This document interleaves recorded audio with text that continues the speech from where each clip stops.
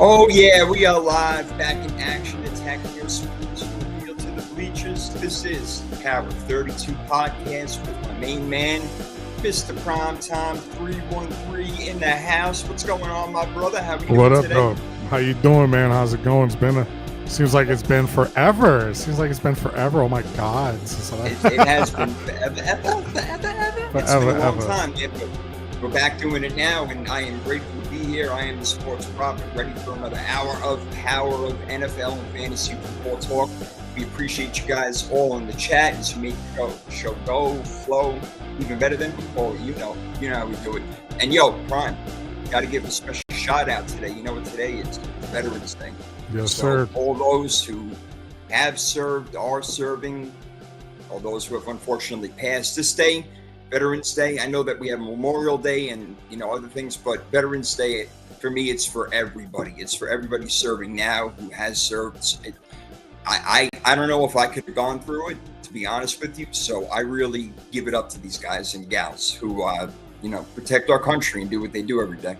Yeah, absolutely. My boss is actually a veteran, and one of my teammates at the job. There's actually a few veterans that work on kind of lines and stuff, but my immediate supervisor, Steve, is a veteran. So shout out to Steve Johnson.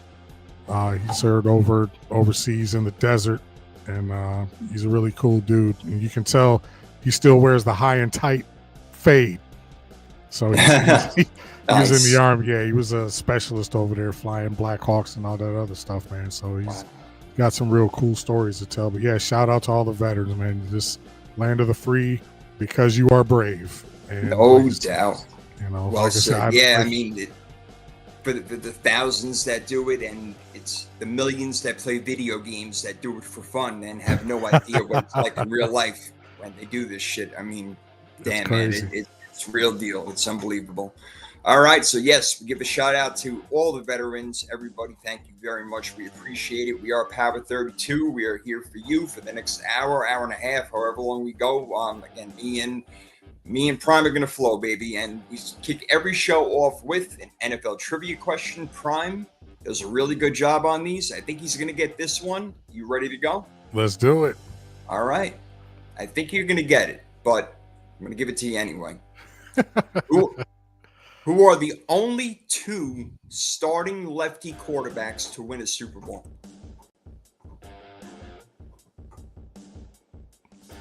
Steve Young's one. Steve Young is one. That's an obvious one. There are two lefty quarterbacks who have started Super Bowls. That's crazy. Started and won Super Bowls. You got Steve Young. There's one more. Because there's not been a whole hell of a lot of lefty quarterbacks in the league, and I'm trying to. Well, this is crazy. It's not. Obviously we know a guy like Michael Vick. He never got to the Super Bowl. No, not Vick, not the answer. Not Mark Brunell. Mm-hmm. Well, if he did, he wasn't a starting quarterback. If he hitched on a team that may. Yeah, you would have to be starting in the Super Bowl, and a little tiny hint is that it goes back a little bit further than what you think. Not ancient, but it goes back a little bit. He's got Steve Young, folks. We already got one lefty NFL starting quarterback in the Super Bowl. That was the obvious one. Can he get the other one is the question. It's hard. It's not easy. Kenny Stabler. Oh, there it is. Just Kenny Stabler, head, huh? The snake. Yep. I love it. The snake. Sword. I saw like a light, just go right into the side of your head. Yeah. Kenny Stabler. Yep. The Kenny snake Stabler. Is correct. Well done, my friend. That is the answer right there. Steve Young, Kenny Stabler. Only two starting lefty quarterbacks to win Super Bowls. How about that? Yep, isn't that crazy? It really is, man. We're not. I mean, geez, is there any lefty quarterbacks now who? No. What do we got? Michael Penix. Yeah, he'll never win one. Who else is the lefty out there? That Dylan Gabriel? No. Yeah, he'll come when he gets in. Yeah, but that's Yeah, give him a few years. He'll win in Cleveland, no doubt. Yep. He says no doubt. Yeah, nice sarcasm there to start the show. There's no way in hell Cleveland's ever going to win another one. But anyway. No. And he's one of my Oregon quarterbacks, but I don't know about this one, man. Right. He might have missed on this. Right. That's all right. Well, you got to hit on your quarterbacks. The Giants have hit on a few quarterbacks. That's why they won a few Super Bowls. But they have a new quarterback now, and he's not any longer connected to the head coach because Brian Dable, your boy, is fired. Since 2023, he's 11-33. But I got to tell you, I'm not sure it was the right move because Dable and Dart are connected. And the team is extremely injured. We're talking about all their position players, Cam Scatterboom, Malik Neighbors. I know their defense should be playing better, but he's an offensive guy. I don't really understand, to be honest with you, why the team does have a 2-7 record. They should be better than that. But I don't know if firing Daboll midseason was the right move unless you have a real plan going forward. So I don't know again, you're closer to the team. You're a fan of the team. What are your thoughts on this? Well, first of all, I think you and I, when we discussed this before the season started, I think, we were like, Jackson Dart was either going to make or break Brian Dable's season. I didn't think personally he would make it through this season if they weren't on pace to win at least 8 or 9 games. And it turned out that way. They're actually 2-8 right now. But here's what bothers me is that I've been a Giants fan for as long as I can remember. And just bear with me for about 2 minutes here because I got some stats. A lot of people say, oh, well, they want a head coach that's going to get the Giants back to prominence, this, that, and the other. Since 1993, the Giants have had exactly 8 double-digit win seasons. That's 32 years. So wow. Since 2006, they've had 7 winning seasons, and then they have 2 in there at 8-8. They've had 99 losses since 2017. So when you go back and you look at all the year-by-year records of this team has never been a juggernaut. This team has never been a consistent double-digit win team. This team has always been 9-7. They'll throw a 10-6 in there. Like I say, the last 32 years, you've had 8 double-digit win seasons. That's crazy. As bad as the Lions have been. What's that? It's unacceptable. It is. And so what you're doing when you fire a coach like Dable is that you're moving on to the next coach and then the next coach and then the next coach. There's never going to be another Bill Parcells. There's never going to be another Tom Coughlin. And with the coaches that you've had, all the Jim Fossils and all those guys in between, what do you really – Dable being fired right now didn't make sense, even though we called it. But he was the one that actually wanted Jackson Dart. He was the one that actually convinced Joe Schoen to pick Jackson Dart.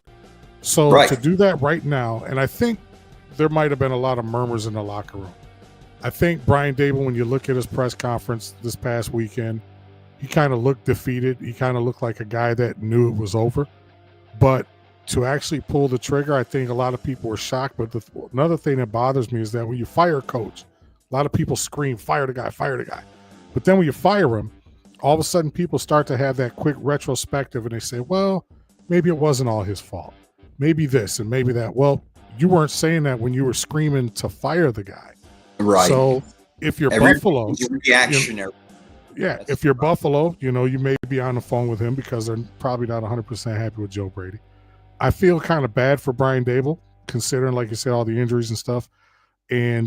But it is time for probably a fresh start. If they weren't going to do it there in the middle of the season, they were probably going to let him go at the end of the season. So I'm just shocked that they kept Joe Schoen. What do you think about that? Yeah, that's another thing. It's feel like, what, why don't you just clean house, start all over again with your rookie quarterback? He'll be going into his second year, obviously, at the beginning of next year. You already got Neighbors, you got Scatterboom, defensive line, you got a good left tackle, you got pieces to build upon. So it's definitely an attractive position. There's no doubt about it. But yeah, Joe Schoen, I mean, the thing is that, he's made some decent moves and, they went ahead and they drafted Dart. But again, a lot of that was Brian Dable doing the convincing. So, I feel like they should have stretched it out and given him a real shot because I go back to what he did with Buffalo. And you mentioned Buffalo where, I'm not saying that he exactly made, what's his name? Josh Allen.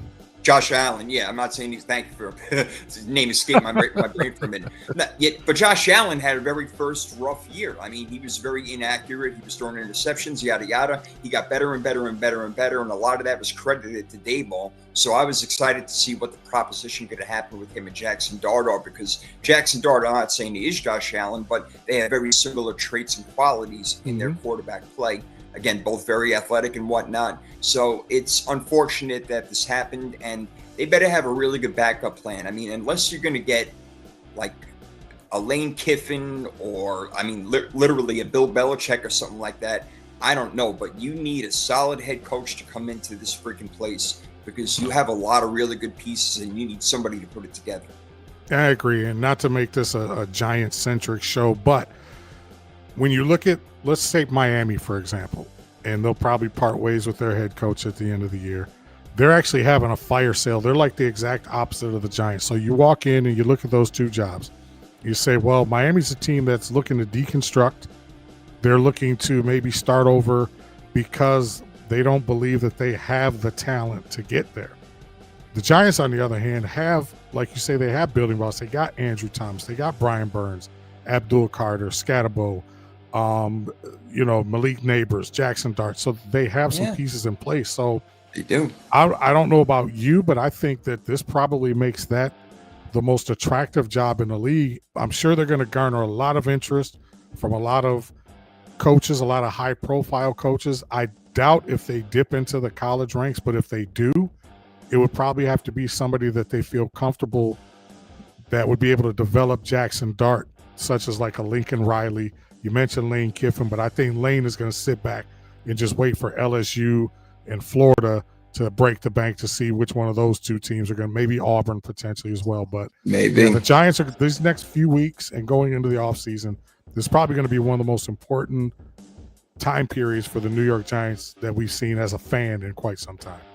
Yeah, well, it'll be interesting. And again, who's going to be, calling all the shots and whatnot. But another thing with Jackson Dart, the way that he plays, and you love it as a fan, there's no doubt. But he's been in the concussion protocol 4 times already in like 7 weeks or whatever it's been. This is bad. So he's got to be really careful. He's a young man. We don't want to jeopardize his future, obviously. So whoever's coaching him next needs to tell him, slide, get down, be smart. Right. Yeah, Travis Hunter having season-ending knee surgery, playing both sides of the ball doesn't really seem to be a thing for the future right now. What would you rather? You rather see him on offense or defense going forward? Because I don't think he's going to play both ways anymore. No, I think we've talked about this before. I think he's probably better suited maybe for offense. I don't think he's physical enough on a consistent basis. For defense, when you look at him at Colorado when he was playing under Prime, he really wasn't called upon a lot to make a lot of physical, in-your-face kind of plays. And that was one of my knocks on him, before the draft. So when I look at Travis Hunter right now, I look at a guy that could potentially be maybe not a top 10 receiver, but he could be a top 20 receiver in this league. Very serviceable for Trevor Lawrence. Will he ever be that super-duper star that everybody proclaimed him to be coming out of college? Probably not.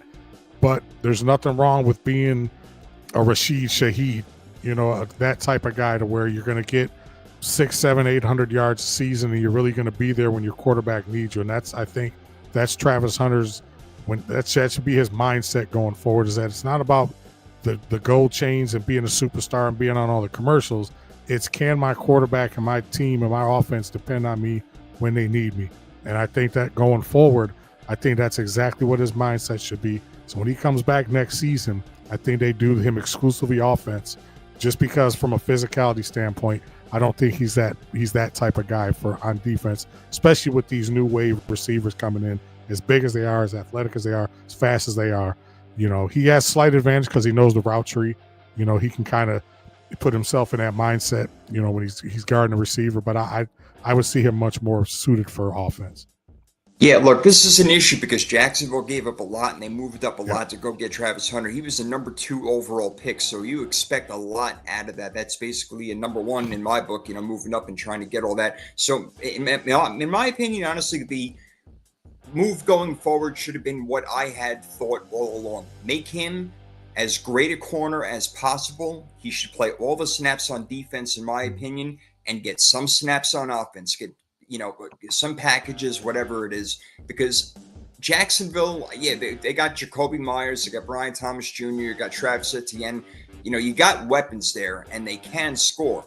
So I'm all right with Travis Hunter playing a few snaps or whatever, but to me, he's much more valuable if he can become a shutdown corner on defense in this league, which is very rare. But if he has that ability, I think they should go in that direction. And like I say, I agree, but my thing was the physicality part of it, the physical part of it is. I hear you. And just watching him, in his time with prime at Jackson State, and in Colorado, I just didn't see that part of his game. But that's not to say he couldn't be, though. But I would just say, as it sits right now, I'd probably have him just play receiver, like say maybe a few snaps here or there on defense. But as far as trying to make him like a full-time two-way player, that's not going to work.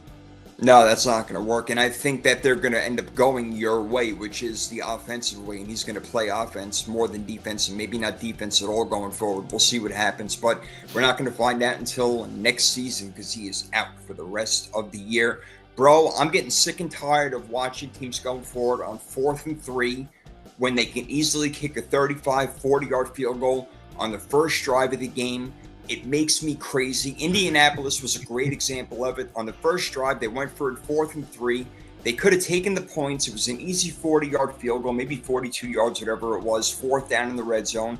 And it almost really cost them the game because they were up 5 points in the fourth quarter, and Atlanta came back and scored on them, all right, and went ahead, whereas they should have been up by 8 points had they kicked that field goal earlier in the beginning. So what does happen in the first quarter can affect what happens in the fourth quarter.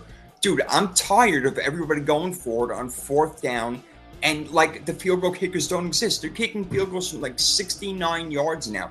The record was just broken by Cam Little, a 68-yard field goal. That was awesome. Are you kidding me? Unbelievable. So again, for somebody who doesn't even like field goals, which is me, I don't like them, but when it's a chip shot, when it's like that, take the damn points early in the game. There is no reason to leave points out there, and that's exactly what Indianapolis did.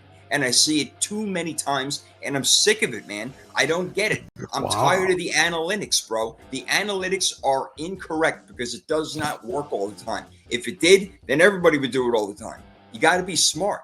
Sometimes 3 points is better than pinning them on their own 12-yard line. And here's the thing.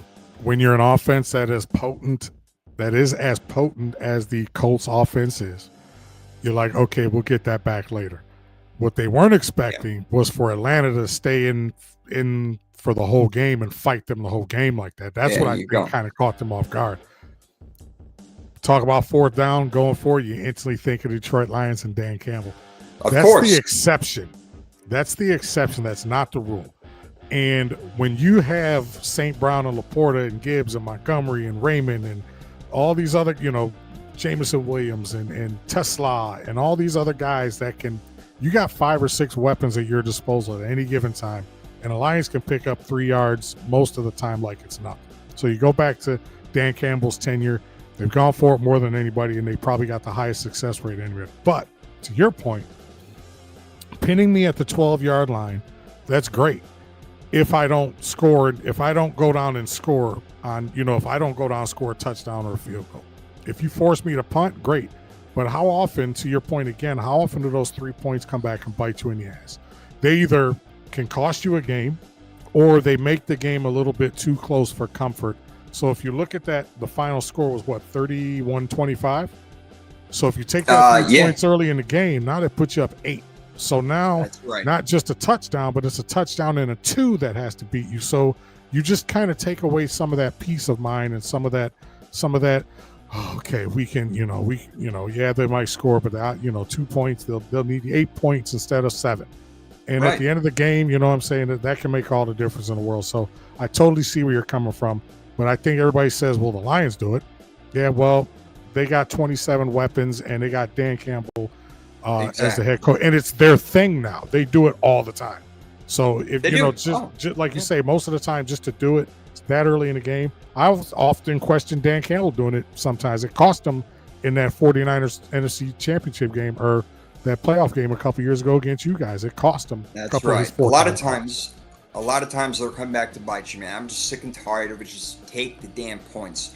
Anyway, all right, so Trevor Lawrence is regressing. Now, Justin Herbert has been kind of level, but they're very similar to me, these quarterbacks, where there's so much talent there, but they're just missing that extra what? Like, what's going on? Like, Trevor Lawrence, I'm not sure if he's going to even be with the Jaguars after this year. Herbert, yeah, he's going to be sticking around. He signed a contract also.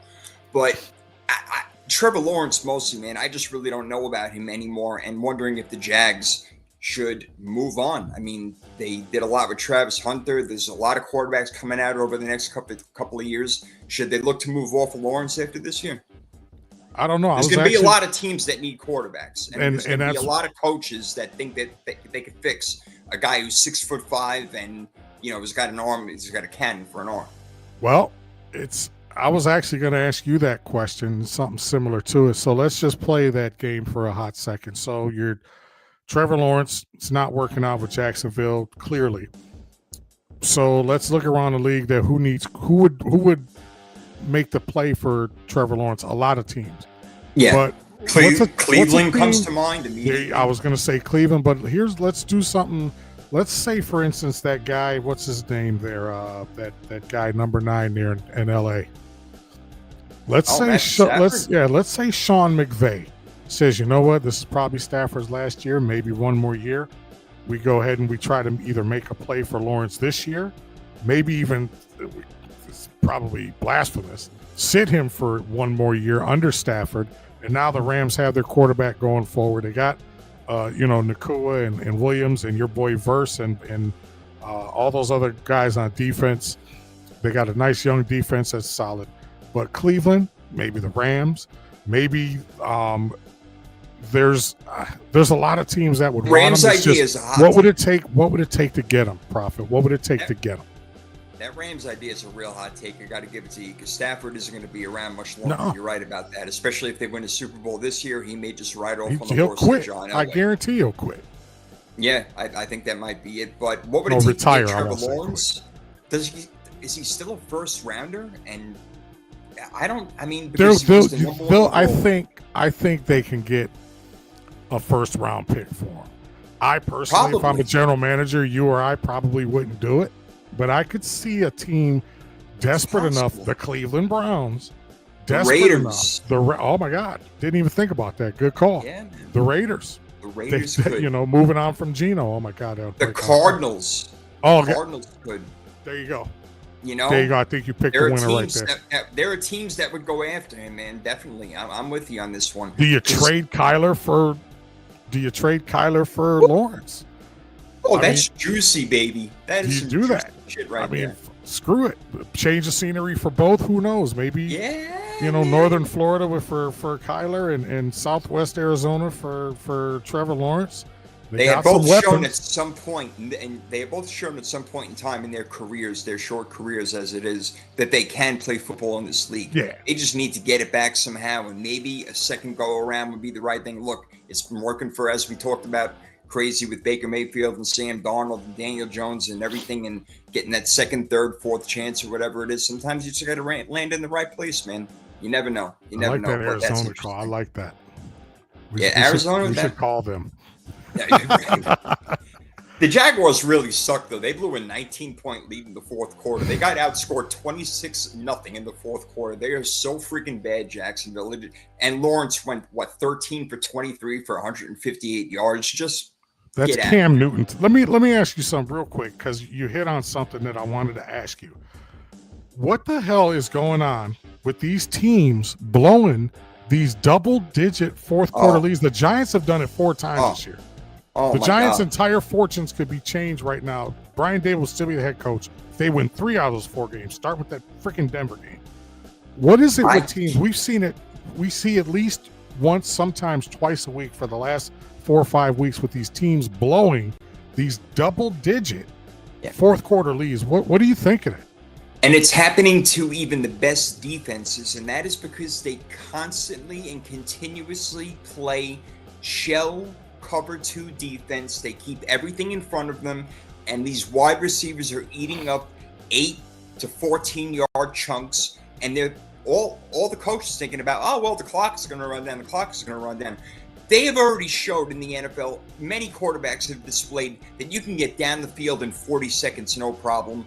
Even if you have a timeout or you don't. It's easy as that, and it's been done. And so, dude, I am just sick and tired of it. You are right. Only the best teams hold down. And in the fourth quarter, I mean, my God, like the Bears, what are they doing in the fourth quarter? Like Cincinnati in the fourth quarter. The Broncos are a fourth quarter team. They can't do anything for 3 quarters, but the fourth quarter comes around and they score 30 points. It don't make no sense. Right. It doesn't. I'm with you, bro. It doesn't make any damn sense. It's crazy. And, the Vikings are usually a team that starts off well, but then they get worse as the game goes on. J.J. McCarthy, maybe a failed experiment, man. Also, they had 8 false starts in that game against Baltimore, a game that a lot of people think that they woulda, shoulda, coulda won, but Baltimore was kind of back. As you say, what's up to McNiner over here? What's going on, bro? We're talking about everything right now. What's up, D-Mac? How you doing? Everything is on the table. The Vikings, I believed in them in the beginning of the year. I don't anymore, man. They got problems on offense. Their defense is way too good to have these issues. I think it's in fairness, and I'm going to kind of side with you in your opinion at the beginning of the season. McCarthy's only played 5 games. You're right. That's. But is that? I'm still not high on him. But the guy's only played a few games, and I didn't predict him to. I predict him actually to finish last in the division. But to your point, you got Addison and Cook and Hawkinson and JJ, and you got weapons on offense. They should be a lot better. But this is where karma sometimes rears its ugly head, and you look at that guy, what the redheaded stepchild is doing in Seattle, and you let him get away. You made it clear that you didn't want him, and you wanted the shiny new Christmas toy. And sometimes that Christmas toy, even though it looks good, it's made overseas for 15 cents, and you get it, and it breaks 3 weeks after you get it. So there's got to be a little bit of remorse there from Kevin O'Connell and the guys, but you'll never hear them say that. But I just think that, you give them a few more games, maybe we'll see. But they might win 7-8 games, but I don't see anything I don't see the Vikings a serious threat. See, I wasn't going to go here, but I'm going to go here now. Okay, so J.J. McCarthy gets hurt in his rookie year. We don't see him at all. This year he comes in. He doesn't look good, really, except for a couple of quarters here and there, and he's hurt, all right? So already in the beginning of his career, we know that this guy may be injury-prone. Here's my crazy question to you, and I wasn't going to go here at all, but it just popped in my head. Knowing what you know now, would you still have drafted Joe Burrow first overall? With all the injuries that he's had, and as great as he is he worth it? Yes. He is. Yes. They got to the Super Bowl, didn't win it. But now they don't make the playoffs much because he's not around. I'm glad you said that, because we get so high on, they always, and we've done it on this show, talk about how Joe Burrow's a top 5 quarterback in the league. Joe Burrow's a top 5 quarterback in the league. What has he really done from a win standpoint? Puts up all the stats in the world. What has he done from a win standpoint? A, he can't stay healthy. B, he'll give you 4,500 yards, 35 touchdowns, 8 picks. But what is it when it comes time? Just like Lamar Jackson, I'll just say it. Lamar, you're all sizzle and no steak. When the rubber meets the road, you get to the playoffs and you can't get the job done. Having said all that, the Bengals had no choice. Joe Burrow was clearly the best quarterback in that class. Yeah. So but I would have done it. But I don't. But knowing what you know now, would you still make that choice now? I'd have to go back to that draft, obviously. There's other whatever. I think I would. Simply because you were the Bengals. It was desperation for the Bengals. You're coming on how many years of ineptitude before they swooped up Burrow? So at least now you're inept, but you're doing it with a little more. You're doing it with a little more, a little more flash and flair. And Bengals' problem is it's not players, I don't think, other than their offensive line. It's their organization. The organization makes bad moves. They string players along. They just make bad decisions when you got a $170 million freaking receiving core. You know, you're paying Hawkinson or Hendricks and all this money. You got what, $250 million tied up in 4 players? Right. Yeah, no, whatever the number is, that's insane. They're dumb. So who they could have had, other quarterbacks that were drafted, Tua went 5th, Justin Herbert went 6th in that draft. Jordan Love went 26th in that draft. So you would still go look, Justin Herbert Jefferson would probably be the only, because I had such a, I wanted the Giants to draft Justin Herbert so bad. Oh, yeah. So he's bad. The prototypical quarterback. He really is. But I mean, that's probably the only argument. That's probably the only guy in that class that you just mentioned that I would maybe reconsider is Herbert.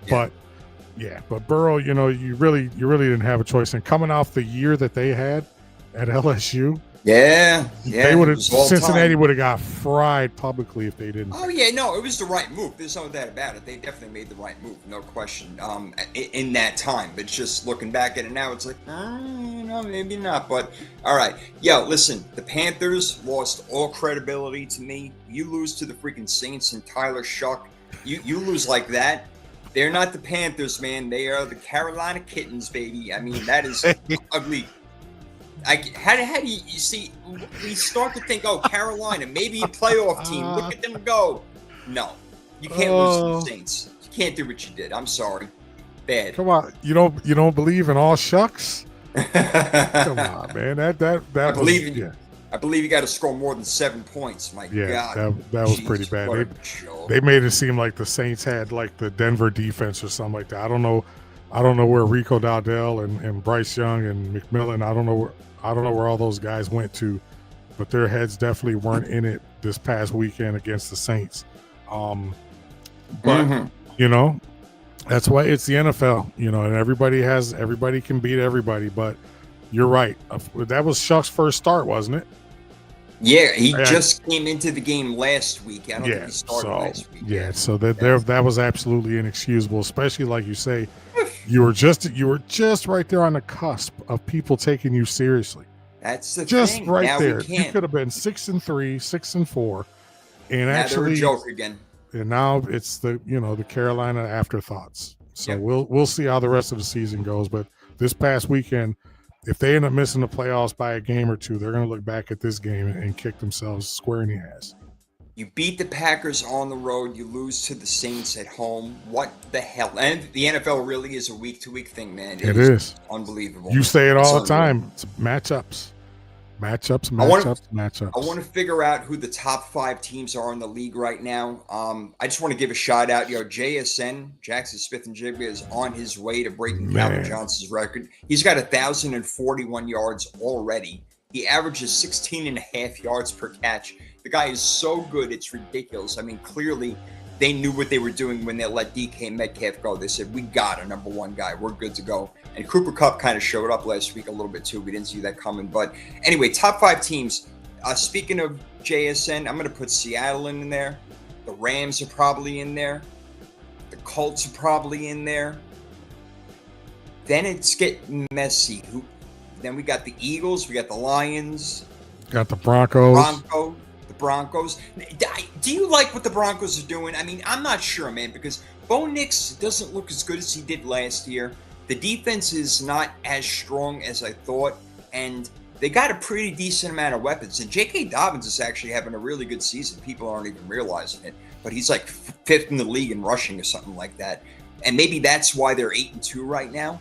And really, look, if they beat Kansas City this weekend, that would be amazing. But it doesn't seem like they're playing really that good of football, yet here they are at 8-2. And I was going to actually, I was going to talk about that a little bit ago. Bo Nix has, I think, 5 games this season where he hasn't even thrown for 200 yards. Wow. However, in today's game. Yeah, right. However, they are still 13th in offense, so they're still a top half of the league offensively. They're 3rd in defense. You're right. J.K. Dobbins, I think, he's over the 700-yard mark, if I'm not mistaken. Yeah, he's got 772. Yeah, I think the problem with the Broncos right now is the inconsistency in the passing game. Who hasn't done jack shit for the Denver Broncos this year? And he's a guy on my fantasy team, and I gave up on him. Where the hell's Cortland Sutton been this season? Yeah. So you got Marvin Mims and Troy Franklin are your two best receivers. Evan Ingram, I almost forgot he went and played for the Broncos. Evan Ingram's there. You know what I mean? So you got your running game and your defense. And I think when you have an 8-2 record, there's a lot of people still clamoring for Sean Payton to maybe go to the front office and say, hey, look, maybe we want to look in a different direction as far as quarterback. But do you really do that? You know, people always say, you know, I always say when you tell me to fire somebody or when you say move on from this guy, what's your best option? So you go, you're Bo Nix or you're Denver. You get rid of Bo Nix for who? You're going to draft a quarterback? No. You're going to go out. You're not. Everybody good is locked under contract, except like maybe, you know, like we were talking about maybe Kyler Murray, Trevor Lawrence, something like that. But is that really a step up or is that a lateral move? So right now, Denver's 8-2. They can afford to ride the storm out and hope that Bo Nix gets better. He's still like 11th or 12th in the league in passing. You know, so it's not like he's, you know, we never said he was a top 5 guy to begin with. And we knew going into the season that Denver's defense was what was going to make or break them. And that's exactly what happened. But I do agree that I won't say a regression. I would just say that he's not, because CJ Stroud is a regression. I think Bo Nix is just more like maybe a quite not quite what we expected. Maybe not the full step up. Maybe just took a half step up. He looks uncomfortable sometimes in the pocket. It looks like it takes him a long time for the game to come to him. And like I said earlier, by the time the fourth quarter comes around, he's finally in the flow and the offense is moving. But damn, that's not going to work with everybody. And that's not going to work with the Chiefs this weekend. We're going to get to our picks coming up here in a little bit, but that's not going to be, that ain't going to work. So I don't know if I would put the Broncos in the top 5, but I would say somewhere is Seattle, LA Rams, the Colts, and then probably the Eagles. But and then you see, I like the Lions, I like the Patriots, but one of them's got to go. Are the Patriots top 5 team? I mean, another 8-2 team. They're playing really fucking good.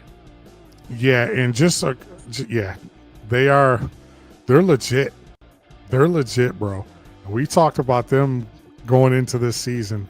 The Patriots are legit. Yeah, they're one game away from hitting Vegas's mark of 8.5, and you know we were all over that shit. We're like, and they'll probably get that this weekend. Yeah. So, but yeah, I got a Patriots little tidbit coming up later on, but I think the Patriots are legit. So my top 5, not in any particular order, would be Seattle, the Rams, the Colts, the Patriots, and I'm hard pressed to flip the coin either between the Lions and the Chiefs. The Chiefs, really? All right. The so you would Chiefs. take the Chiefs over the Eagles, maybe just because the Eagles. Really? I'm a little bit concerned. I got some concerns about the Eagles. I got some well, that'll be and that tiebreaker will be settled this week when the Eagles and Lions play. When Lions go to Lincoln Financial Field, so we're going to learn a lot about the Broncos this week when they play KC. We're going to learn a lot about KC. So. We're going to learn a lot about the Eagles, and we're going to learn a lot about the Lions. Just those 2 games are going to tell us and give us a really good indication of what those 4 teams, if they're for real or not. All right, man. All right. Yeah, we are going to learn a lot. There are some pretty good matchups this weekend. That is there actually are. Sure. Yeah, we're going to get to those in a little bit. There's definitely a lot of good ones going on. All right. Can't talk about every single little topic there is, but we do have another big topic to get to. It's huge. It's big. It's big deal or no deal. So is it a big deal or is it not a big deal? We're going to find out because Prime has got some questions and I'm going to try to answer them. That's right. Big deal or no deal, sponsored by absolutely no one. That's right. You're not familiar with this. This is the segment of the show where I hit Prophet up with several scenarios and he tells me and you whether it is a big deal or no deal. And I'm going to start off with a couple of quarterbacks that we just talked about because you want to talk about deep dive stats and what's going to happen in the long run. This is kind of like a did you know big deal or no deal. Drake May has been sacked 35 times this year. Justin Herbert has been sacked 33 times this year. And these are two teams that have high playoff aspirations. Is that a big deal or no deal when your quarterback is sacked on average of 5 times a game? Is that a big deal or no deal? And if it is, who is it more of a big deal for and can overcome that, Drake May or Justin Herbert? That's a great question. I definitely think it's a big deal. There's no doubt about it. Who can overcome it more? You would think Justin Herbert, because he's been in the league a little bit longer than Drake May has. But, I mean, how many was it? 5, did you say? Justin Herbert's been sacked 33 times this season. So, like, Drake an May's average been of 5 sacked times 30 a game, right? Yeah, Drake May's been sacked 35 times. Yeah, that's a lot. You see, that's not going to survive, because with those sacks, once in a while is going to come a fumble and a turnover, and that can make or break the actual game. So that is definitely a big deal. I didn't realize that they were getting sacked that much. I knew Herbert was having a problem because he's missing Stanley and Joe Alt. They're both out, both of his tackles. And we knew that the Patriots didn't have such a great one going in. Know that the numbers were that big. Yeah, definitely a big deal, especially when you talk about the postseason, which we believe both of them will be in, and they're going to see the better defenses in there. Yeah, big deal. All right, so I agree with you on that, because I'm looking at it like, and I think Pro Football Focus has the current iteration of the Chargers offensive line like dead last in the league. They're like you and I are out there blocking for Herbert right now. So they need to get that together, and that's very unlike a Jim Harbaugh team who builds his teams from the offensive and defensive line. So if anybody can fix it, it's Jim Harbaugh. But at the same time, like you say, when is that going to cost you? The more you get sacked, the more you get a little gun shy. You either throw the ball too quick and throw a pick, or you get caught off guard and have a turnover to key time in the game. So yeah, I like your call on that one. I agree, it's a big deal. Big deal or no deal? The Baltimore Ravens have won 3 in a row, and Pittsburgh Steelers have lost 3 of 4. You and I didn't write the Ravens out. Nope. When Lamar got hurt. Is this a big deal or no deal that Pittsburgh is falling back to the Ravens? And if this is a big deal, what does this spell for Mike Tomlin if the Steelers end up blowing this division lead and not making the playoffs? What it might mean for Mike Tomlin is that he's the next head coach for the New York Football Giants. That's what it might mean right there, all right? That's number one. So we might see Mike Tomlin skipping over from Pittsburgh, Pennsylvania to New Jersey, over there, the armpit of America. That'll be really interesting to see. But it's definitely a big deal that Pittsburgh is certainly faltering while Baltimore is clearly rising, and over the past few weeks have looked like a Lamar Jackson-led team, a John Harbaugh-led team. So given the fact that they're 4-5 and the Steelers are 5-4, we're talking 1 game back. That's it. And we still have a half a season left to go. Big deal, no doubt about it. One team is going this way, the other team's going this way. All right, the Ravens are definitely headed in the right direction, and they were both our Super Bowl pick to represent the AFC. We have different NFC ones. You got the Rams, I got the Lions. I know you want mine to come true, because being a Lions deep fan. down, right? But yeah, don't give up on the Ravens yet. They have plenty of time to get this thing right. It's 4-5, and in that division, they can easily win it with only 10 games, but they'll probably end up winning more. Yes, I agree 100%. Let's see. Excuse me. So I'm not sure if you noticed, but I'm sure you've heard that Dan Campbell is now calling the plays for the Detroit Lions offense up here. Oh yeah. Up here, there's been a lot of murmurs about John Morton and the way that he's been calling the offense, not running the ball enough, leaving certain guys out of the offense. And as I've stated a million times before, this wasn't a Ben Johnson offense. This offense was created by Dan Campbell. And when he took over for Anthony Lynn a few years ago, the same thing happened. That's what started this current run of the Detroit Lions. So my question to you is this a big deal or no deal that Dan Campbell is now calling the plays for the Detroit Lions? And we saw it against a bottom 3 defense. Let's be realistic. But is this a big deal or no deal that halfway through the season, Dan Campbell decides that a change needed to be made from an offensive standpoint, and now he's calling the play? Yeah, it's a big deal for Johnny Morton because he was the one calling the plays, and he is no longer doing that. It's going to be harder for him to find a job now that Dan Campbell has taken over, put in a few new plays. One is bite the kneecaps off of all the defensive players. He's got a few more over there with some cannibalism in it, apparently. But no, Dan Campbell, you're right. You're right. He did create this offense. Ben Johnson perfected it. But it is Dan Campbell's offense, and it's definitely a big deal. The fact that he's taken over play calling, it's going to take his attention away from other things like the surroundings of the game, the defense, what's going on with special teams, what's going on with play clock. He may be focusing on the offense a little bit too much, and that may be a problem. I'm not saying it's going to be a problem, but now that he's going to be focusing so much on play calling duties and getting prepared for play calling duties when his team is on defense, okay, it's going to take his attention away. So I do think it's a big deal, and I'm talking about it in the negative aspect of it. I do like that he's calling the plays because he's clearly better at it than Johnny Morton, even though we have a really short sample size of it. But Right. if that's going to be the case, you want him calling the plays. But then again, like I said, it diverts his attention away from a lot of other things that are going on. So you need to make sure you have good, smart minds around you and people that are telling you what's going on around the game to make sure that you are involved in everything. I agree 100%. But the real test will be this week against the Eagles. Oh yeah. And I'm when we What a get to our picks, I'm still struggling on that one. So, and last one, and this is more or less of a what the hell? What the hell's going on with the Buffalo Bills? Ooh, that's a great question, man. That's an unbelievable question. You lose 30-13 to the to the Miami Dolphins. You were shut out in that game. Miami dominated that game. You didn't score those 13 points until the fourth quarter, I think. That's right. And so we talk about Josh Allen was my preseason MVP pick. We knew that they would be in a fight with the Patriots for the division, but this is turning into the Patriots got a 2-game lead, and actually it's 3 because they've beaten Buffalo already. Yeah, it's like a 2.5 game. Yeah, it's 2.5 game lead. So what the hell's going on with the Bills, man?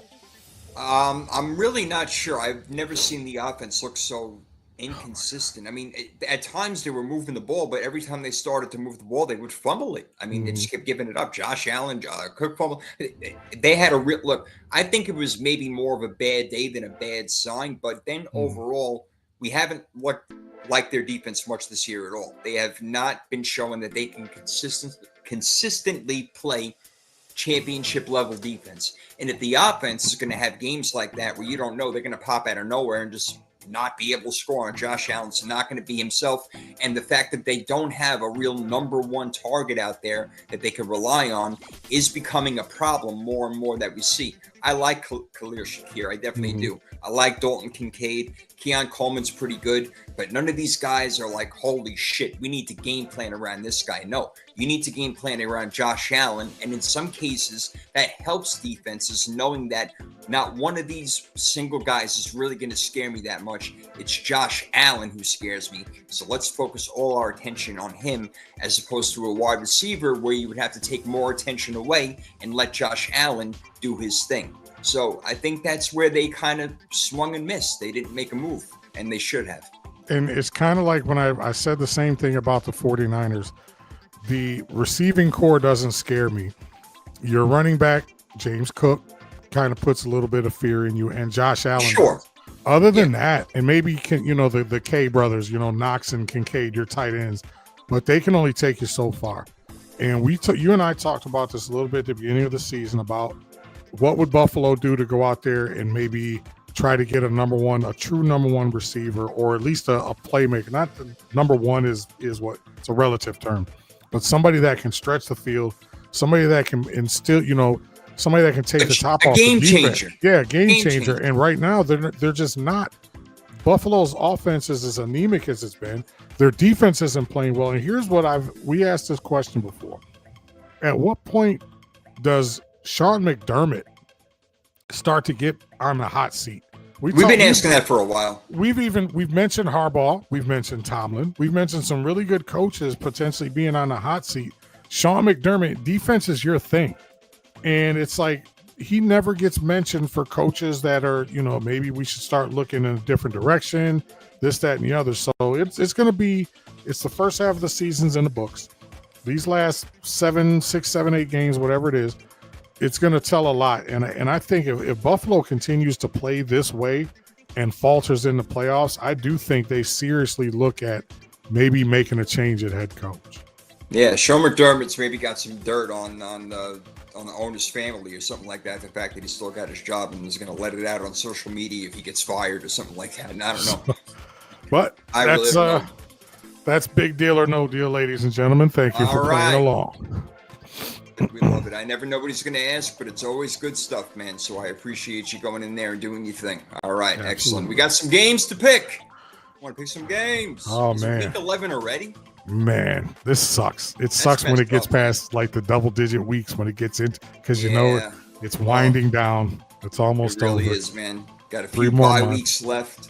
Yeah. The Colts and Saints are on bye weeks this week, so we'll get to that. Yeah. Indy and New Orleans, they are off. But last week we weren't here, so going back the week before, you did get me in our head-to-head score for our game picks. And I got you in the fantasy. It was like 83-79. It was really close. Yeah, so unlike our real fantasy league where you whooped my ass this week. Woo! I'm on fire right now. I'm in first place, and I feel like I can't be touched. That's crazy. My guys are going. Jonathan Taylor got me 55 points this week. What the hell? That guy's not human.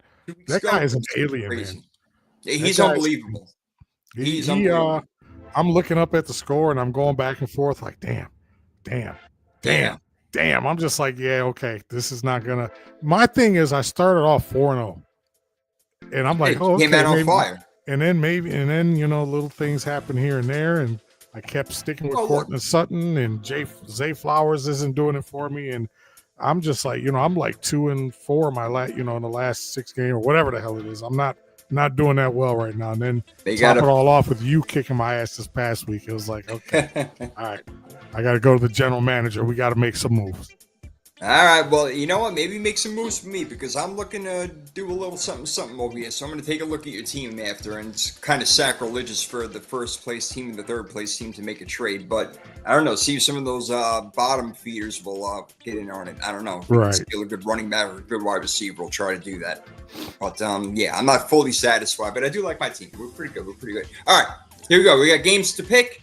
We're going to talk about bowl games this week. Every game has got a bowl game. Just like the New York Jets versus the New England Patriots is the sorry we scheduled the Jets bowl game presented by Hallmark. Presented by Hallmark. They are sending cards out to everybody. We are sorry that we are putting the freaking New York Jets on TV, but we do get to see the New England Patriots go to 9-2, which is going to be their record after this game. The Jets have no shot. They're 12-point underdogs, I think is the last I saw it, man. That's a 12.5. 12.5. Oh, God. Oh, jeez. Do the Jets have a prayer in the world of winning this game? I mean, can Breece Hall and Garrett Wilson do something? Well, Garrett Wilson's done for the year. Oh, that's right. What am I saying? So no. The only way that the Jets have a chance in this game is if New England looks ahead. Maybe does the classic trap game looking past them. But I think Vrabel's got these guys too focused right now. The division is right there. The 1 seed is right there. And I think the Patriots are going to be that team that's looking at the bigger picture. So they might not cover the 12.5 in this game, but they're definitely going to win this game. And it's at home. There's no way to lose to the Jets. I'm not sure they cover either because that's always tricky divisional games, but the Patriots are too good and Vrabel is too good of a coach to allow them to look forward to other games. A lot of people will say about the Patriots, oh my God, look who they played. They played so many crappy teams, Cleveland, the Jets. I don't give a shit. Whoever they play, and they're beating teams and they're doing it well. And they went into Tampa last week and beat the Buccaneers, who are a really good football team. All right, so I don't want to hear it anymore. New England could beat whoever, and they certainly could beat the Jets. And I had them. Will be my first lock. Yeah, that's mine. That's mine too. You're gonna lock that in? All right. Yeah, I don't see why not. How could you not? So we both like the Pats in the sorry we scheduled the Jets bowl. The next game is in Madrid, Spain. How about that one? We got the Commanders and the Dolphins playing in the Mierda Bowl. If you don't know what Mierda means in Spanish, it means shit. So the shit bowl. Yeah. Because both these teams suck. I don't know if it's going to be a low-scoring game or a high-scoring game because they both suck so bad. I don't know if the defenses are not going to show up or the offenses are not going to show up. So this one is really tough to pick. Washington, Miami. Here's why I'm laughing. Of all the teams we could have sent overseas to make a good first impression to our Spanish amigos, we send the Commanders and the Dolphins over there. We could have sent the Lions and the Rams. That Lions and Eagles game would have been great to send overseas, but we're sorry. Lo sientos. We're sorry that we're sending you the Dolphins and the Commanders, but to your point, it's only Washington's a 2.5 point dog right now. I don't know, man. I think Jaden Daniels is out again, so that's gonna, they're stuck with Eminem. Yep. Marcus Mariota. McLaurin, I think, is not playing this week. So not only are we sending you bad teams, we're sending you bad teams without their best players. So yeah, I'm actually taking Miami in that one. Miami's actually the home team in that one for what it's worth. The over-under is 47.5. Give me the Dolphins to win that one. Yeah, I don't know why. I think again, we talk about the NFL. It's a week-to-week league, so don't think that because they beat the Bills last week, now all of a sudden there's some freaking juggernaut. Right. All of a sudden, no, they're what? Well, no, it's just because Washington's that bad. Oh, I'm not saying no. I'm not saying you're saying that. I don't want people thinking like look, they're freaking 3-7 for a reason. They suck. Right. All right, and so does Washington right now. Which team is going to suck more? Who's not going to show up? I would think that Devon Achane would probably be the difference maker in this game. He's probably going to be the best player on the field while he's out there. So I think that he's going to have a good game on the ground and in the air, and they should look to him a lot along with Jayden Waddle. So I will take Miami along with you. I don't love the pick. This game can go either way, but yeah, I'll take Miami just because I got a few more playmakers out there. Our next game is Carolina and Atlanta. This will be the Avenger Bowl because the fucking Carolina Panthers, who are the Carolina Kittens right now, the Carolina Kittens beat this Falcon team 30-0 earlier this year. Oh my God. So it's got to be the Avenger Bowl presented by Marvel Studios. Falcons need to avenge themselves from what happened last time. Can they do it? Well, I think they can. We talked about missing, players. I talked earlier about Courtland Sutton not being a factor in the Denver offense. Where the hell is Kyle Pitts? And I'm not just saying this because these are players on my fantasy league. I'm just saying that in general. Where the hell is Kyle Pitts been? Makes a few plays here and there, nothing. Drake London has been, besides Bijan Robinson, Drake London has really stood out this year and become a top 10 wide receiver. He is. Really. He is. And Atlanta's with Michael Penis throwing him the ball, that's pretty cool. Atlanta's a 3.5 point favorite in this one. I'll take Atlanta in this one.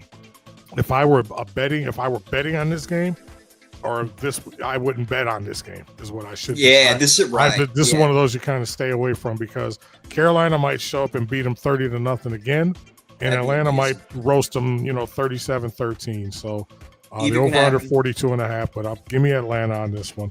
I'm going to agree with you again on this one. I'm going to go with Atlanta because of Bijan Robinson and Drake London. I think that they are just going to be the two best players out there. I know the Carolinas play better on defense for the most part this year, but I think Atlanta is going to get them enough. And Atlanta can play good defense at times as well. So, watch out for that. All right, what do we got next? We got Tampa and Buffalo, two teams we talked about quite a bit on this show already in the Who Are We Bowl. Like, they got to figure out who the hell they are on both of these teams. Like, Tampa, they didn't look so good in that loss against the Patriots at home, and the Bills we talked about losing to Miami, inexcusable. You think that both teams are good enough and should both be there in the end as far as the playoffs are concerned. Mm-hmm.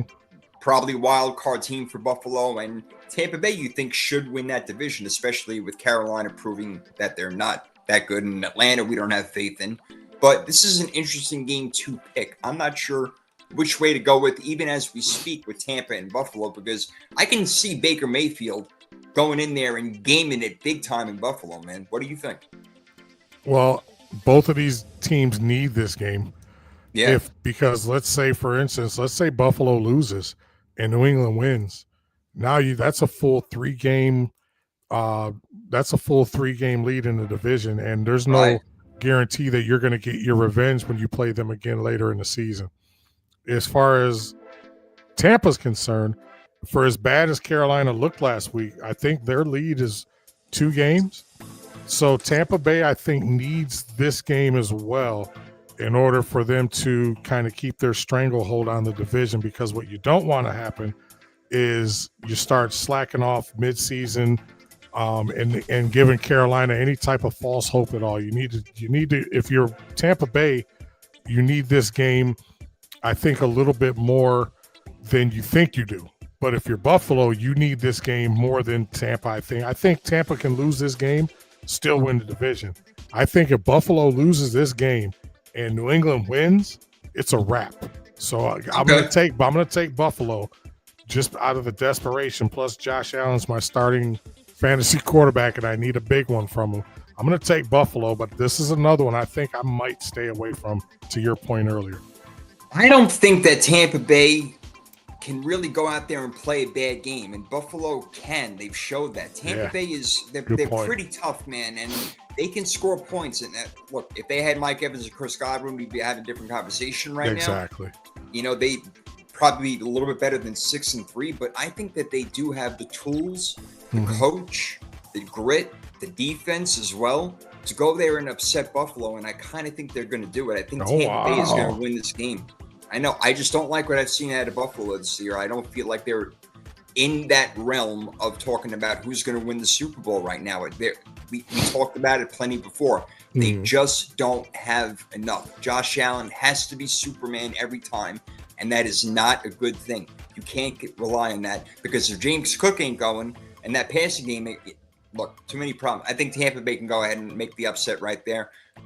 We'll see. It'll be interesting. What are the points in that game? What do you see? That is this. I think Buffalo's 5.5 point favorite. Right. And the over-under, I think, is like 47.5 or 48 or something like that. So if you're listening, grab those points. If you hear the show before Sunday, grab them points, man.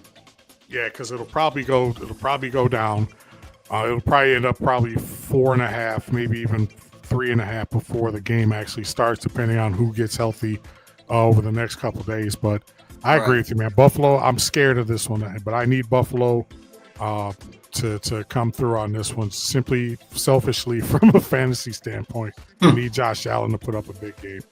Yeah, I hear you, man. I hear you. And he usually does, but we'll see what happens this weekend as we go over to the LA Chargers and Jacksonville. I talked about both of these quarterbacks being almost weird clones of each other, and Trevor Lawrence and Justin Herbert. Now they're playing, the game is in Jacksonville, so this is the QB Clone Bowl presented by Science. How about that? So they're going but Herbert's a little bit better, man. This game, look, I think that the Chargers have been more consistent the way that they played, and Jacksonville's been like one of those weird like things that you see, you know, in the hospital, beep, beep, beep, you know, up and down, you know, the lines going up and down. I don't know who they are from week to week. They should have won last week. They had a stranglehold on Houston and blew it in the fourth quarter. Can't do it against a team like this. I think the Chargers, even though they have to go cross country and play Jacksonville in the early window, I think they still get the win. What do you think?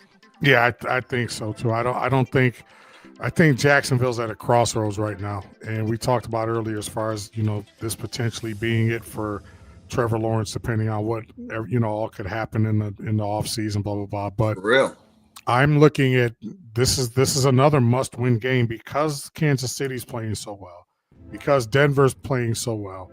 If Kansas City, or if the Chargers have any hopes at all of making the playoffs, they have to win as long as the two teams that are ahead of them in their division keep winning, because I don't think there's going to be three teams from that division. If any division is going to have three teams in the playoffs, it'll be that division.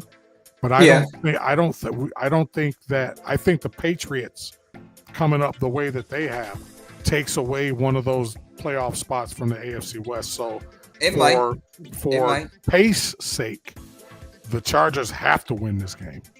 And that's why it's important. They're 7-3 right now, one game back of the Broncos.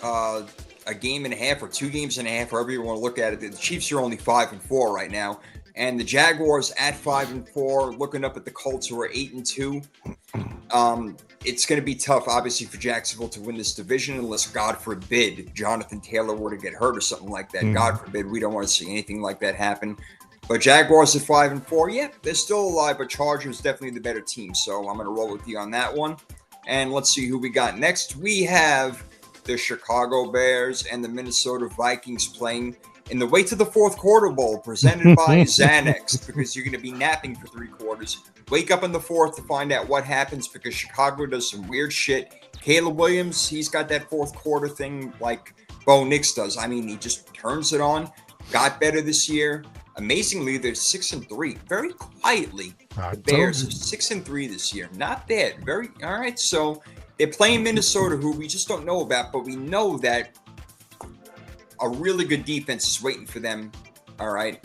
In the Minnesota Vikings. We just don't know what they're going to get out of the offense. So Minnesota, a team that beat the Lions a couple of weeks ago inexplicably, all right, and then looks like crap against Baltimore for most of the game. I don't know what team we're getting over here. So we got Chicago is at Minnesota. What do you think is going to happen in this game? I think this is another game where at the end of it, people are going to start to ask the question out loud if JJ McCarthy is actually the answer for the Minnesota Vikings. Yep. I mentioned at the beginning of the season that Chicago Bears were a team that kind of worried me in that division. And I said probably about game 5 or 6 or so, they'd start to turn it around. They're 6-3 now. They got the same identical record as the Detroit Lions. So they're actually giving up 3 in this one, which is weird. I'm sorry, they're 3-point dogs in this one. So I find that very interesting. I'm going to take the Bears in this one. I don't think the Vikings are going to be able to duplicate what they did against the Lions, simply because Caleb Williams is a different kind of quarterback, where they were just blitz in the middle of the offensive line on the Lions. Can't do that so much with Caleb Williams. They got a good offensive line, but Caleb Williams is a little bit more mobile. I take the Chicago Bears in that one, and honestly, I think I would take the Bears and the points in that one if I'm betting on that game. All right, on the road then. All right, not bad. I'm kind of going. You see, to me, this is like a Ben Johnson versus Brian Flores type of game. You know, the offense versus the defense, and Caleb Williams comes to mind. And even though he's playing better this year, is he going to be able to handle that defense? I think that Chicago turns the ball over a few times. And that's the reason why Minnesota will win the game. They'll get the ball a few times in good field position, and their defense will play good enough. And I think that's how the game is going to go and flow. So give me Minnesota at home. And Chicago, with their hopes of going to 7-3 and being taken for real, may slip away just a little bit over here, even though they are playing a lot better. But I'm going to go the other way. You go Chicago, I go Minnesota. We go to our next game, which is the Green Bay Packers versus your New York Giants in the Take a Nap Bowl presented by NyQuil. Because Green Bay should just really wipe the floor with them. This is a lock for me, Green Bay, after a loss like that. And I know I'm the first person to tell you, Jordan Love, I'm not in love with him. I've been telling you that for a long time. You know this, man. And he displayed it again last night, looking pretty crappy in the game against Philly. Now, it was Philly, but they were at home, and you think that he should play better. They will play better on the road against your New York Giants. So I'm going to lock that in, my friend. Yeah, I'm going to lock that one in. I don't think this is going to be one of those games where the Giants go out there and win one for the new interim coach. Who, by the way, Mike Kafka should have probably been on that platter that they served up Brian Dable on as well. But that's another subject for another show. Yeah, they needed somebody to coach the team. Yeah, absolutely. So yeah, give me the Packers in that one. That game last night, a lot of people dog it. Oh my God, they look so horrible. You know what? Every now and then there's a game like that. You just get 2 teams, because Philly didn't look like all that. They didn't look all that great either. They just happened to win. They were the best of a bad situation when it was all said and done. So hey, I loved the game. I had Philly in the under, so that was beautiful for me. I loved every minute of it. So there you go. So yeah, but Giants +7 in that one. Over under 43.5, but give me the Giants or give me the Packers, and I would probably take the Packers to cover that. Yeah, the Packers are going to go 14-point victory at least. Matt LaFleur is a good coach. Don't be fooled. They're going to go in there and they're going to do their thing. The Giants are banged up. They're not looking that good. Russell Wilson may even start the game. We'll see about that one as the week goes on and progresses. We're only at Tuesday over here. We go to an AFC North battle. We were talking about the Pittsburgh Steelers before. Well, they got to play the Bengals offense, which is pretty damn good. Both defenses suck, so we're going to call this one the toilet bowl because defense is flushed down the freaking drain over here. All right, there's no defense being played whatsoever. So who's going to score more points is the question.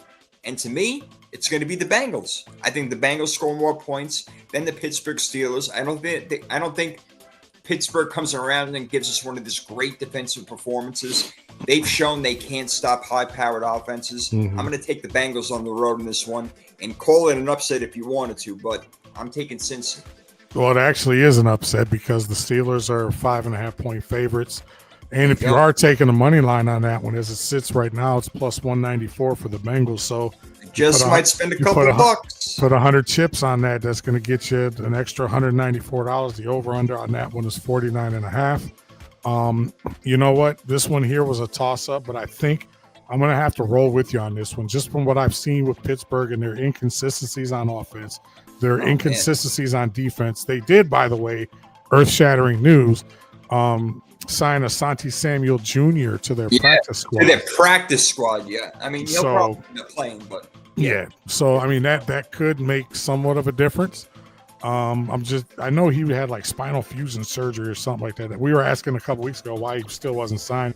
Right. I forgot he was still recovering from an injury. But anyway, yeah, give me the Bengals in that one, and that is considered an upset. And I might have to put a little bit of cheese on that one. Yeah, my money's going to flow toward the Bengals on that one.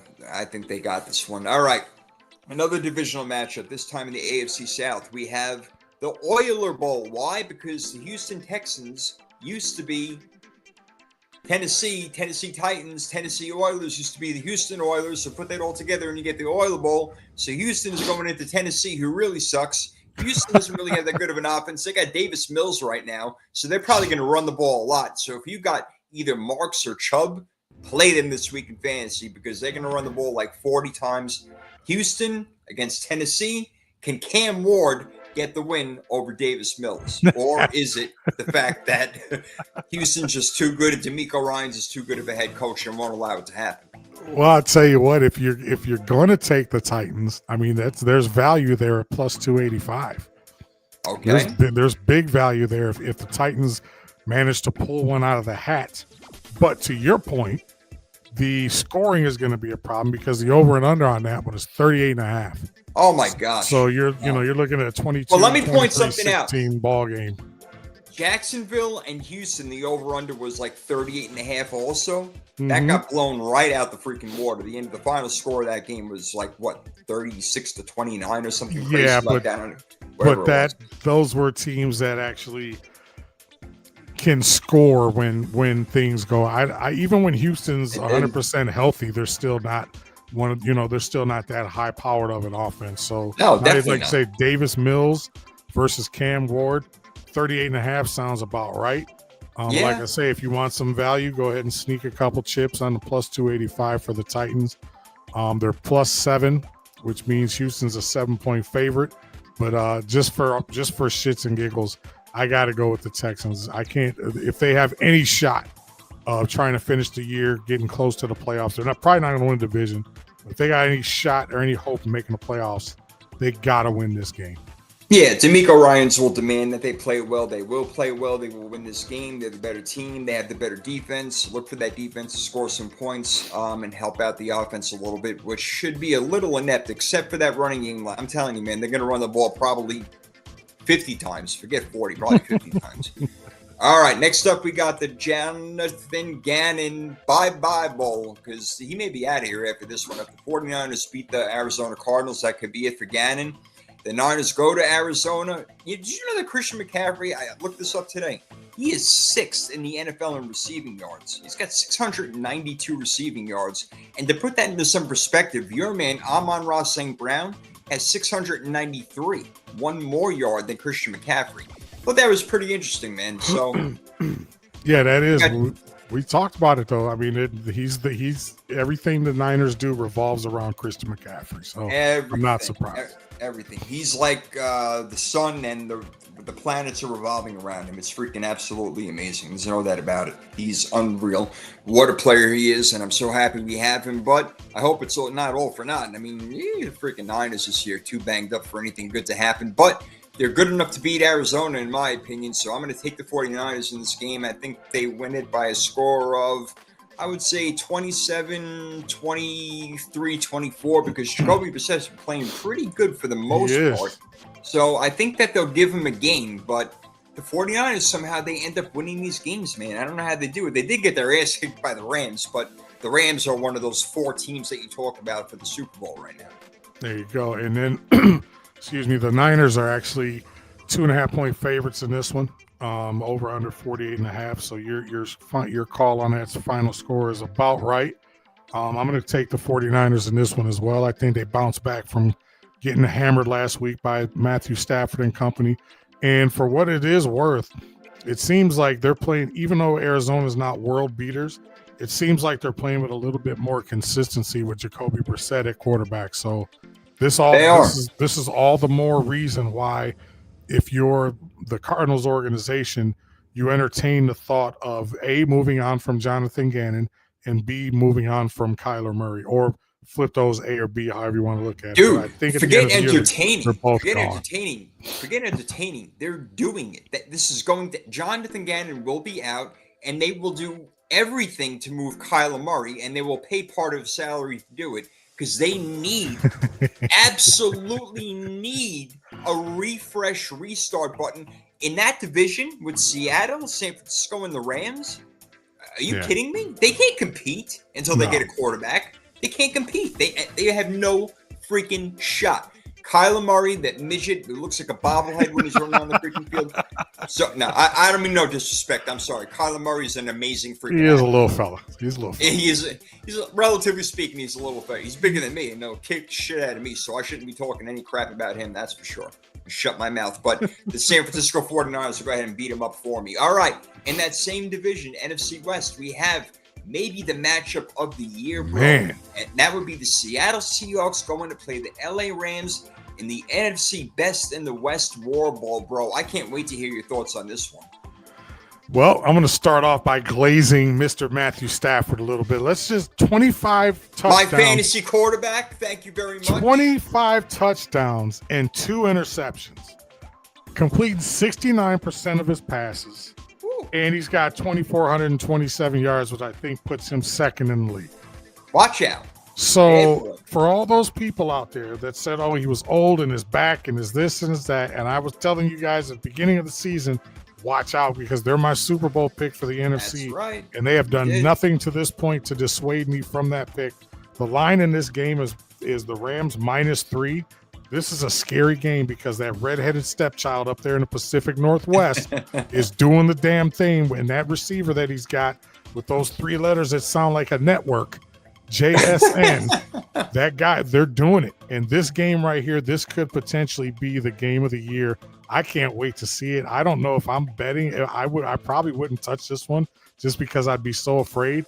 You're not getting a lot of value at +138 if you got the Seahawks. It's -164 for the Rams. However, sticking with the theme, the Rams are at home, and that's probably if this was in Seattle, I'd probably pick the Seahawks. But it's in LA. And those guys, man, Matthew Stafford has been killing it this year. Give me the Los Angeles Rams in a close one.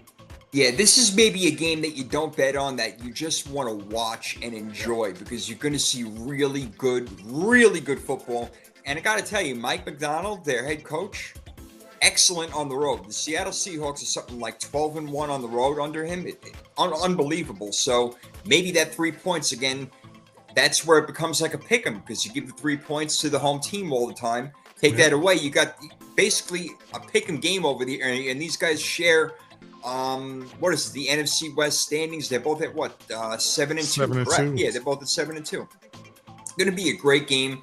Seattle's defense is great. The Rams' defense is great. The Rams, I think, maybe have a little bit more firepower on offense, but Seattle does scare me with the way they're able to travel, run the ball, play that defense, Mm-hmm. even on special teams make plays, it's going to be tough. But man, remember I'm going too, to have though, to.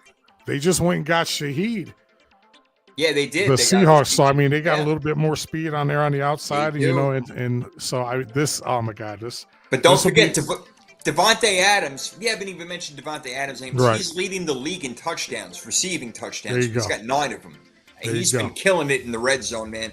I don't know. I'm going to take the Rams in probably the best game of the year, and it's going to be around like 24-21 type of score. I don't see a whole ton of I don't see a ton of points being scored because Mhm. the defenses are too good for them to allow 30 to be a 38-35 game. I But don't know, then do you think it's again, though, gonna you could see this being 28-21 at halftime.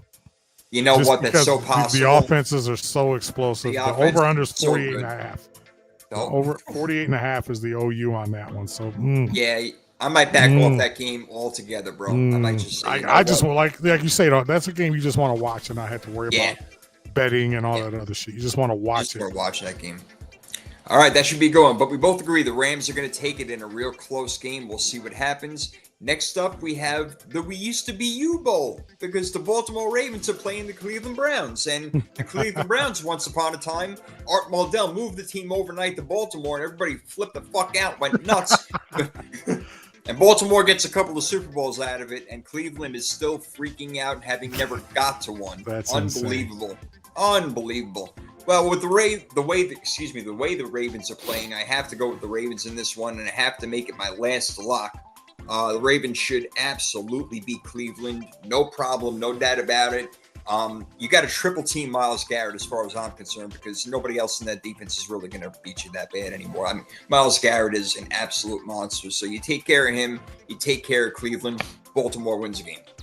Yeah, it's crazy how we're lockstep, no pun intended, with our locks because this is mine as well. Look at you, boom, boom. They're 8.5 point favorites.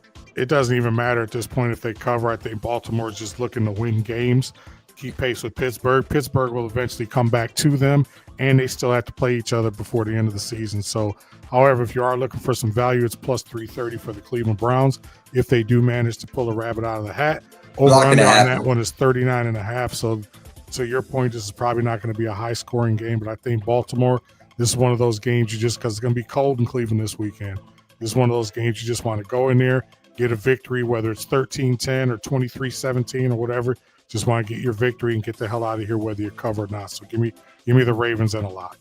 And they will get their victory, no doubt. But we agree on that one. They're going to lock it up. They're going to win it up. Next game, couldn't lock this one up because this one's a tough one, man. We have Kansas City versus Denver. Now, Kansas City, as you know, is in Missouri. Missouri is the Show Me State, so this is going to be the Show Me Bowl. Show me who you are, Kansas City and Denver. I want to see Denver put together a complete game. Can they do it? I don't know. Against Kansas City, I don't care if they're playing it in Kansas City or Denver. Kansas City is going to be ready for this one, man. I really feel like they are pissed off at 5-4. They're in a very unfamiliar spot right now in third place in that division, looking up at both the Chargers and Denver. If they want a shot at winning this division, it's a must-game win. But even getting into the playoffs, you got to win this game, man. You're 5-4 right now. Kansas City is a better team overall than Denver is. The record wouldn't tell you that, and Bill Parcells would tell you, well, the record is what you say. It's your record. You are what your record says you are. I'm saying Kansas City is going to win this game because I don't believe that Denver is as good a football team as 8-2 would say that they are. I really don't. So I'm going to take Kansas City. And a lot of teams, we pick teams for certain reasons. So on paper, you'd be like, well, I picked Denver because they got the better record. But you also have to look at like some of the backstories on some of these games. So the reason why I would probably pick Kansas City in this game is for the exact reasons that you mentioned. They have to win this game. You're 5-4 right now. You have to win this game. You can't afford to go 5-5. No, in that division. Not with all these teams that are above them. I mean, you can't. You lose this game, and you're not even in the graphic. I don't think anymore. You're not even in the hunt graphic anymore, bro. So you now got the Patriots, you got the winner of the AFC North, you got the Colts who are going to win the South. Then the Broncos and the Chargers are right up there. Haven't even mentioned the Bills who can possibly be in there. That's 6. So they're fighting for the last playoff spot right now. I mean, with the Ravens probably. Yeah. So that'll be interesting. Oh, the Ravens will probably end up winning their division. Oh yeah. There you go. Yes, I'm sorry. So maybe Pittsburgh. Yeah, maybe. So, but yeah, I pick Kansas City simply not because I think they're that much better than the Broncos, and even though this is a home game for the Broncos, I think this is a must. This is probably as much of a must-win game for the Chiefs that we've seen since Andy Reid's been the head coach. Yeah, other than the Super Bowls. Agreed. This is a tremendous must-win game. Other than the Super Bowls, you're absolutely right. I'm with you all the way. All right, let's get to your team in Sunday Night Football. That would be your Detroit Lions versus Philadelphia Eagles and the NFC Supremacy. This is going to be, yeah. I mean, you have to bet it because it's Sunday Night Football, but man, this is another game you just really want to just enjoy because it's going to be fun. There's going to be a lot of offense in this game. Even though Aiden Hutchinson is leading that defense, and maybe you're right, comeback player of the year, defensive player of the year, he's in that category for everything.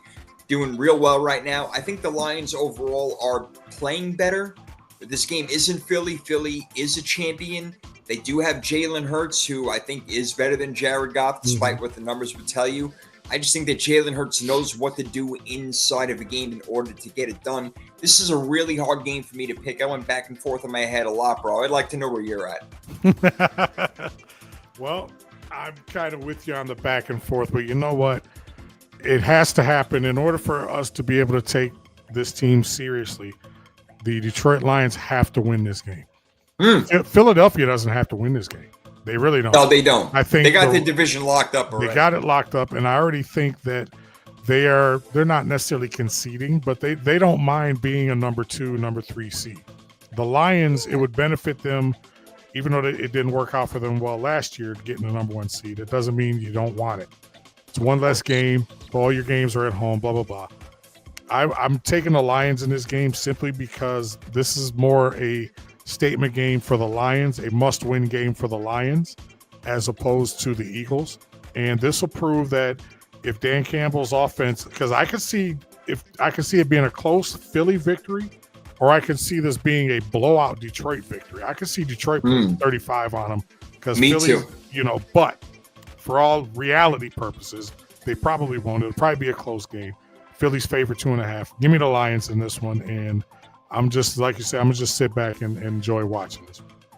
See, I'm more on what you were saying, but I think that there's going to be a lot of points in this game being scored. Philly will score. Look, A.J. Brown will end up being a big part of this game, I promise. I know that he's pouting on the sideline, and, they only throw me 30-yard bombs and this, that, the other thing. Whatever. Look, Detroit's offense is awesome. They got Rhythm and Brews. I've been talking about them since they got together. Sonic and Knuckles is such a freaking stupid name. I like Detroit in this game, man. I like their offense a lot. Now that Dan Campbell is calling the plays, especially, we talked about that earlier in the show, about an hour and a half ago. But, yeah, I like Detroit as well on Sunday Night Football. I think they're going to beat Philly. Philly beats Green Bay 10-7. Yeah, it's good. You went and you got a road win, but you got to put up more points than that, even though Green Bay does have a hell of a defense. A lot we could dive into. We don't have time for it. We got to get to Monday Night Football. We have the Dallas freaking Cowboys and the Las Vegas fucking Raiders playing in the Pepto-Bismol Bowl because it's going to make your stomach sick to watch this game. Oh, God. I wish they could flex these games out, the Monday night. Exactly. They can't do it. Well, the game is in Vegas, and the Dallas Cowboys come with a star on their helmet, and Dak Prescott with Darth Vader on his chest. Have you ever realized that? The Walter Payton Award. Have you ever seen that patch? I have not. The Walter Payton Award. Look at Dak Prescott this weekend, or even Eric Armstead on the Jaguars. There's a couple other guys I'm not remembering right now. But the Walter Payton Man of the Year Award, there's a patch for it. It's a guy, it looks like he's wearing a cape. It looks like Darth Vader. I swear to God. Look out for it this weekend. Really? It's like, what the hell is that? Who is that? It's the Walter Payton Man of the Year Award. Very interesting. But yeah, side note, sidebar. Just figured I'd bring that up real quick. Anyway, Pepto-Bismol Bowl game. The Raiders are already a huge joke. Dallas is trying not to be a joke by getting Quinnen Williams and making a move like that. I think enough with Dak Prescott. CeeDee Lamb is obviously back and getting in the flow. George Pickens has been marvelous this year. Dallas will score a whole bunch of points. The Raiders won't score enough. Give me the Cowboys on the road in Monday Night Football. What say you? Yeah, I agree with that. I think Cowboys are like 3.5-point favorites. I always find it interesting when certain teams are home dogs, but yeah, for all the reasons you stated, I think Dallas's problem has never really been offense; it's been their defense. Oh, So right, for sure. this could be a high scoring game, but it could be like a one-sided, like 30-17, 35-17 type game. So The Raiders got give nothing me going Dallas. on. Nothing. They almost have Nothing. nothing to play for at this point. They're playing for next year. You got that right. Pete Carroll there at the end of the season. Is Pete Carroll coming back? I don't think it's worth it. I think they should terminate and they should come to some form of an agreement. Like, all right, we'll give you a couple of dollars to to walk away. We need a new coach. We need to start this thing over. Geno Smith obviously will not be the quarterback. Yeah, for Pete Carroll, again, I said in the beginning, I'm like, I don't know what the hell he's doing taking this job at his advanced age. He should, even though he looks so young. I mean, God let him live another 100 years and everything like that. I thought he would have taken a better job and done better with a different team. But when you're handed shit like this is what you're gonna get. When you draft usually I'm sorry, when you draft a running back with your first overall pick, you're not a good team. And that's what the Raiders did. That's what they are. And no offense, that's why the Giants had sucked, even with Saquon Barkley. You have to build from the inside out. And that's what the Cowboys have been trying to do with everybody named Tyler in the world. Tyler Booker, Tyler Guyton, Tyler Smith, all these Tylers that play on the offensive line. Yeah, give me Dallas in this game. But again, not really want to watch it too much. Going to make your stomach sick. A little Pepto-Bismol for you. Hopefully you feel a little bit better. They should flex that Lions-Eagles game to Sunday night or Monday night. Monday night, yeah, or the Rams game. The Rams-Seattle game. That should be Sunday Night Football. Sunday Night Football. Yeah, know that. I totally agree. That would be better. All right, Freaky Fantasy Football draft time. You ready to do this? I am. I actually am. Let's do Freaky Fantasy Football draft. Since I won, I'm in the lead. I'm going to take this one. I'm going to start us off over here. We have, and again, if you guys have never heard of Freaky Fantasy Football draft, what we did was we draft a quarterback, a running back, a tight end, wide receiver, and a defense. Once we pick them, we cannot use them again for the rest of the year. So, if you're not sure if you used a guy or not, I think that I got everybody down that we had used already. So, with my first pick here, I'm going to go with...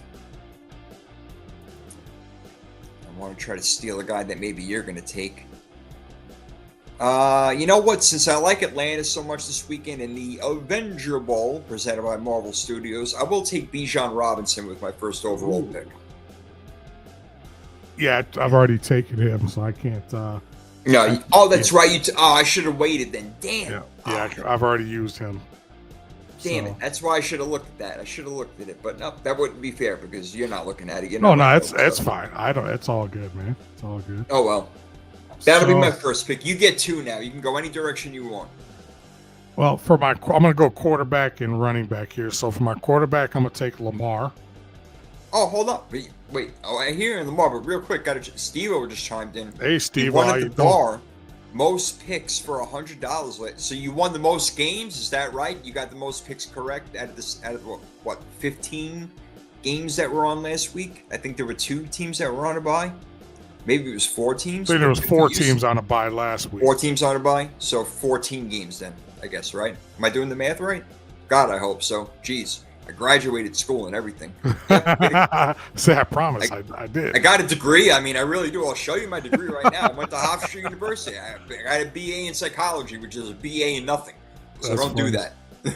It's a bunch of bullshit is what it is. All right, so you're going to go with Lamar. I'm going with Lamar, and I'm going with TreVeyon Henderson. Ooh, okay. Nice. You see the game he had this week? I loved it. He's good, man. You got to give him the ball more, bro. Yeah. I mean, that's maybe the one thing they're missing on offense is the fact that he's maybe their best offensive player other than Drake May. Yeah. Give him the damn ball, bro. I'm with you. Speaking of Drake May, well, actually, I don't have to. I can wait on quarterback. You already took a quarterback, so let me go in another direction over here. I get 2 picks. I'm going to go with my wide receiver against Vegas. I'm going to take not CeeDee Lamb. I'm going to take George Pickens because I believe I used CD already. And I'm going to go with Let's see. You're gonna laugh at my pick. I'm gonna laugh at your pick. Oh, I can't wait. I'm gonna take. I'm thinking defense right now. I'm looking at my defenses over here. Come on.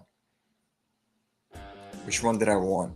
You know what? I'll take the Ravens defense. They're playing Cleveland. They should do a good job against them. Give me Baltimore. All right. So I'll take the Ravens defense and George Pickens. I got tight end and quarterback left. We'll come to it. You have already taken Lamar Jackson and TreVeyon Henderson. Very interesting. You can go wide receiver, tight end, defense. You got 2 picks. I'm going to go for my defense, or actually for my wide receiver. I'm going CeeDee Lamb. See, I would have taken. That's fucked up. I'm going CeeDee Lamb. I already had. I wrote this down. We both got receivers from the Cowboys. Yeah. And then for my defense, I'm taking the New England Patriots defense. Oh, that's a good one. I already took them. Otherwise, I would have used them also. No doubt. That's why I'm taking Drake May as my quarterback, because I think that he's going to light it up against the New York, New Jersey Jets. And for my I took my defense. My tight end, you know what? Washington don't have a lot of people to throw the ball to. I'm going to go with Zach Ertz. Oh. Yeah, that'll be my pick. So my 5 is, and again, can't use these guys once we picked them, so that's why it's like, why are you picking that guy over that guy? Well, because maybe I fucking picked him already. Learn the rules of the damn game, and then you know what's happening. I got at quarterback Drake May, running back Bijan Robinson, wide receiver George Pickens, tight end Zach Ertz, and my defense is the Baltimore Ravens. So far, prime, you got Lamar Jackson, TreVeyon Henderson, CeeDee Lamb, and the New England Patriots defense. Who are you going to play at tight end? Well, I went back and forth between Higbee and this other guy, but I'm gonna go because he seemed to be more involved in the offense lately. Baker Mayfield's finally starting to throw this guy the ball more. I'm going with Cade Otton. I noticed that. I like that pick. That definitely hit my brain over there. Cade Otton, not bad. All right, so Lamar, Henderson, CD, Cade Otton, and then the New England Patriots against Drake May, Bijan Robinson, George Pickens, Zach Ertz, and the Baltimore Ravens. Can't wait for the matchup. You've been beating me in the head-to-head picks, and I've been beating you in Freaky Fantasy Football Draft. We'll see if anything changes this week, but it is on, baby. We love the competition. It's always fun. Always Absolutely. fun.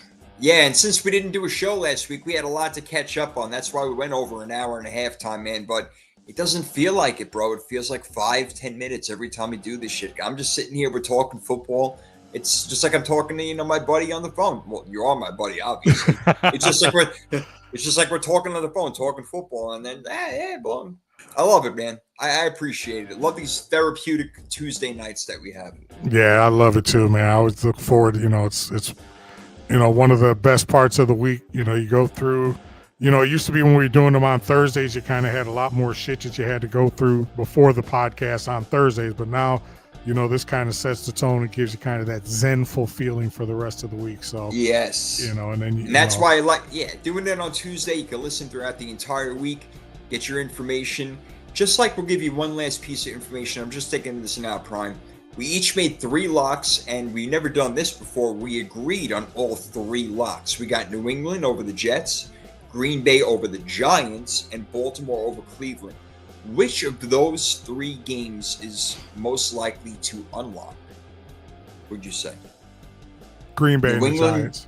Green Bay, of course you're going to say that. You're a Giants. Green Bay and the Giants. Because in contrast to what I said earlier about there not being like a rah-rah win one for Kafka type thing, there could exactly be a rah-rah win one for Kafka. And the Giants could put 35 points on the board. Green Bay has had a little bit of inconsistencies here and there on offense. Realistically, I don't see them losing that game. But if one of those 3 were to unlock, I think it would be the Giants and the Packers. See, now I would think it would be the Jets because we're talking about a short week. I know it's in New England, but it's a short week, so everybody's got to be a little bit more prepared, a little bit quicker over here. The Jets have shown that they could score points. It's a divisional game. You never know what you're going to get out of these divisional games. They're always crazy. So I would probably say the Jets, even though I'm locking New England in, that might be the one I would unlock if I had to pick out of the three. But no, we'll see who wins this week. Our Freaky Fantasy Football and our weekly picks. Week 11 ready to go. And Week 11 show in the books, my friend. We are ready to go walk the doggies. Absolutely. Thanks to everybody right, chiming in. See you guys next Tuesday live as always. You can find us on Twitter. You can find us on TikTok and Instagram. I've got some TikTok stuff that I'm working on. I'm going to be working on some stuff with my brother-in-law to get us kind of out there. You see that little snippet that I posted on Twitter? I actually created that on TikTok. So, just trying slowly but surely get us out there, get the brand out there. But always be aware on social media. You never know where you're going to see us. But you can always for sure see us live every Tuesday night here on YouTube on the Power 32 podcast. We thank each and every one for joining us. You see our handles down there. Follow us. We'll follow you back. Please give us a like and subscribe, to our show, and we'll definitely hit you guys right back. We're a fan-loving show. We do it for everybody, and we appreciate you guys. Wouldn't be a show without you. Had a great time, Prime, and we'll be back next week to do it again. Peace. Peace, everyone. See you next time.